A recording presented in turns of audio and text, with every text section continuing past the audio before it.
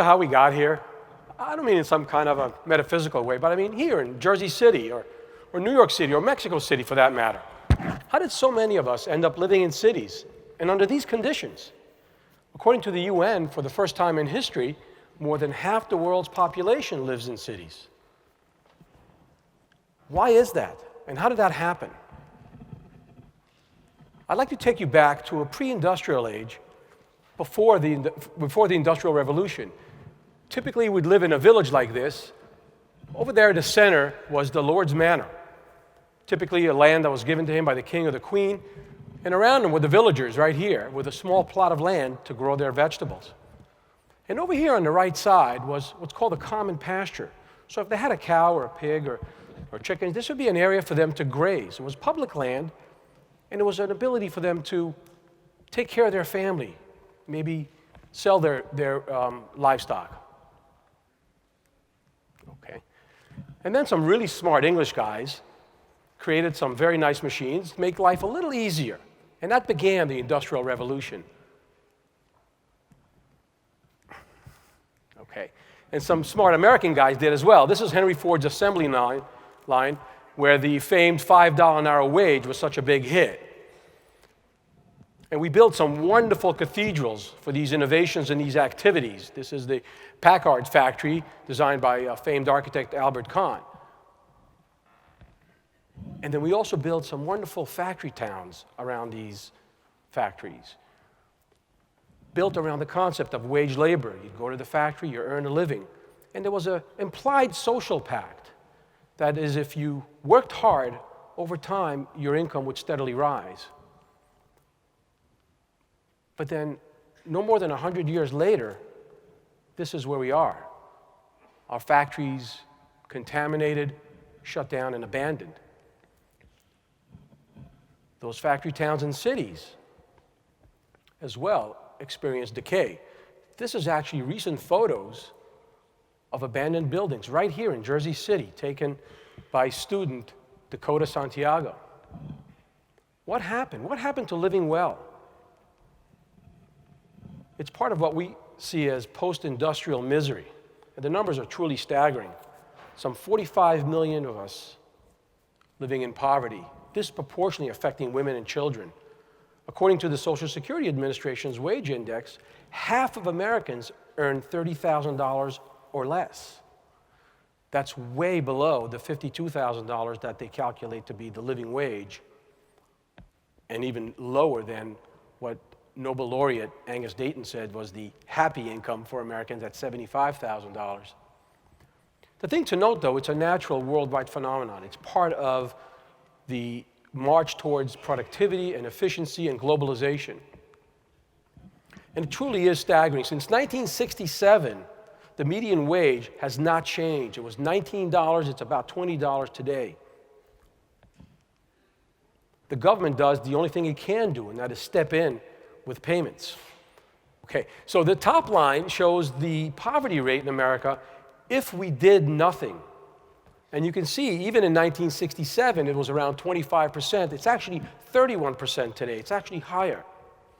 The lowest line, the red one, is the poverty rate after government assistance. So you can see that we've brought it down to 15%. But what's interesting, it hasn't changed since 1967. In fact, the only thing that's changed is the gap between the natural rate and the supported rate is getting larger, which means more and more money is required just to stay in place. How much money to spend is really the source of all of our political acrimony today. Bottom line is we're losing the war on poverty. And I think we're losing it because we're fighting on the wrong front and with the wrong strategy, and we can do better. Politicians, of course, say the problem is here at the top. It's the top 1%. But as usual with politicians, they have it backwards and upside down. The problem really is at the bottom of the rung. It's lack of opportunity, hopelessness, and lack of alternatives to wage labor. Really, a fresh approach is needed, and we need to tackle this problem on 3 fronts simultaneously. The first thing we need to do is to ensure that we have sufficient employment opportunities. The second is affordable housing. And the third, which is often overlooked, is to facilitate wealth accumulation. Many families are one car accident away or one financial mishap away from slipping into poverty. And the thing about this war is you can win on 2 out of the 3 and still lose. You really have to tackle it on all 3 fronts. Part of it is that we need to design our cities in order to encourage entrepreneurship, in order to give people the ability to take care of themselves, as well as the ability for home ownership. We've designed just such a city or such a village right here in Jersey City. It's called a Makerhood. It's a neighborhood for makers. Everything about this development is geared towards employment, hence the term employment-oriented development. In a small 50 by 100 foot lot right here in Jersey City, typically would house just 2 families. We've put 5 small buildings, which you can see right here, that include 16 apartments and 5 workspaces. Down below, the first level, are the workshops. These are 500 to 600 square foot workshops designed specifically for local urban entrepreneurs of modest means as a way for them to take care of their families. Right above that are the makers' apartments, also about 500 to 600 square feet. Now, both of these are designed to be owned by the local entrepreneurs, and it roughly translates to about $1,800 a month. So for that price, you can own your workspace as well as your apartment. Above those are market rate apartments. And that's important for 2 reasons. Number one, this is how we attract a little bit higher income into the area as a ready pool of customers for the makers down below. But the second thing is, this is how we as developers are able to offer the maker spaces at basically 2/3 the market rate. We in effect monetize the extra space and density above that in order to offer that subsidy to the makers down below. So we can accomplish this without government subsidies, strictly using the air rights above the maker spaces. The community courtyard is also a very important space. It's a place where the community or the shopkeepers get together, exchange ideas and information. Studies have shown that aside from financial capital, the very next thing that most entrepreneurs are lacking is what's called social capital, connections and experiences, and people they can rely on.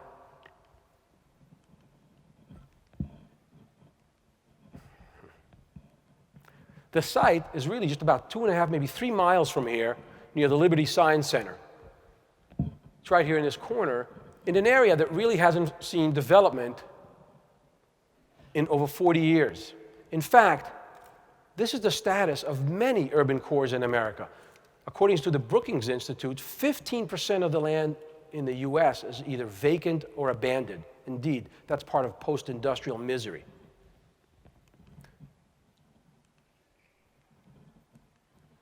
So who are these makers? So this is Chris Anderson, a friend who's an aspiring tea shop entrepreneur.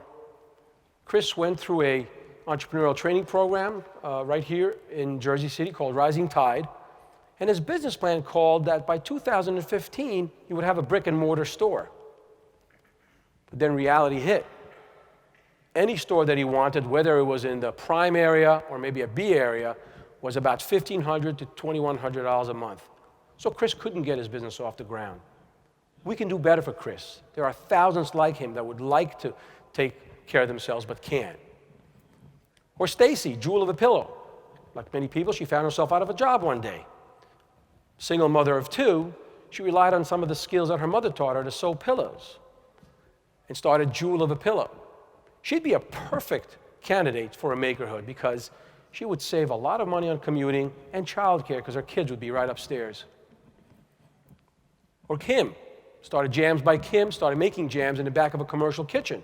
She told me, she said, Avi, you know, if I had a maker space, I'd hold these jam sessions, which are jam making classes for parents and their children. That would earn her enough to pay the rent. The rest would be gravy or jam. We recognize, too, that in today's day and age, it's not enough just to provide training or just to provide the space. You really do need to help with business development. So we created this Maker's Web, which is an online, hyper-local store platform. Almost every urban area that's distressed is literally within a few miles of some really rich folks. That's the target. That's the target market in order to shop at these stores. So for these little micro shops, every day is Small Business Saturday. So how much can a maker make? Working in a shop, selling about $100,000 a year, you can make it the equivalent of a $40,000 salary. Now, considering in many of the urban centers that the average median income is 28 to 32 or 35, that's already a bump up, and this is the base minimum. Importantly, because your household expenses are lower, you can save $3,000 to $5,000 a year. That's that third part of that three-front battle that we talked about, the ability to save some money. These are not just pie-in-the-sky numbers. This is backed by actual surveys of 760 makers and entrepreneurs around the country. Average revenue for these shops is $96,000. They employ 2 people and pay them $12 an hour, which is much higher than the minimum wage. The Association for Enterprise Opportunity, which is a lobbying firm in Washington, D.C., specifically advocating for microenterprises, has some even more staggering statistics. If you owned your own business, you'd be 2.5 times wealthier than if you didn't. For African American women, that number jumps to 10, 5 for Latino men. You'd make about $20 an hour, and it employs about 43 million people. So it really is a big part of our economy. The problem is our cities aren't designed to support that activity yet. These are some statistics from the recent IPO by Etsy, which is an online forum for makers and micro businesses. The numbers truly are staggering. They expect about $1 trillion in sales online. 53% of those surveyed said they would prefer to buy from an individual that they know, from a local maker. And 53 million of us are already involved in what's called the maker economy, or the creative entrepreneurs. This is a picture of entrepreneurs and makers in one building in Williamsburg, Brooklyn. Our city plans and our urban land use policy has to reflect the need for this kind of space. The clues are right here in that early picture that we showed. This common pasture. So before the days of Social Security and welfare payments, how did people take care of themselves? For sure, life was hard, but at least we had the common pasture. We had the ability for somebody with some livestock to graze and maybe take care of their family. Where is our 21st century commons? Where's the ability, if somebody wanted to take care of their family, to be able to do so? We really don't have that. Well, we can create one. Right here in Jersey City. No more than 2.5 miles from Wall Street and about 1.5 miles from the Statue of Liberty is a redevelopment site called the Canal Crossing. It's a brownfield. It's contaminated. It's being cleaned up today, some of you may know. If that was a Makerhood,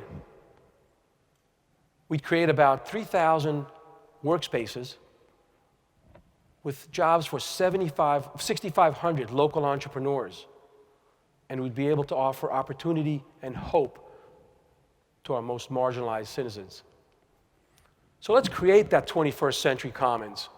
Let's build these cities of opportunities, and let's once and for all declare victory on the war on poverty. Thank you.